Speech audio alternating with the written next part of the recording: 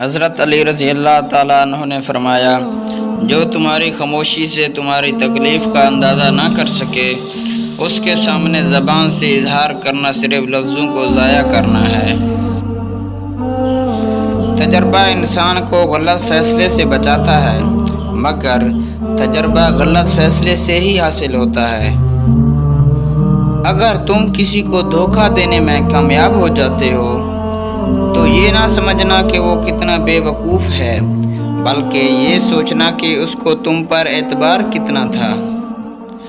کبھی تم دوسروں کے لیے دل سے دعا مانگ کر دیکھو، تمہیں اپنے لیے مانگنے کی ضرورت نہیں پڑے گی۔ حضرت علی نے فرمایا، شہد کے سوا ہر میٹھی چیز میں زہر ہے اور زہر کے سوا ہر کڑوی چیز میں شفا ہے۔ حضرت علی رضی اللہ تعالیٰ عنہ نے فرمایا، نیند 4 طرح کی ہوتی ہیں: انبیاء کی نیند، مومن کی نیند، منافق کی نیند اور شیطان کی نیند۔ سیدھے ہو کر انبیاء سوتے ہیں، دائیں طرف کروٹ لے کر مومن سوتے ہیں، بائیں طرف کروٹ لے کر منافق سوتے ہیں اور الٹا ہو کر شیطان سوتے ہیں۔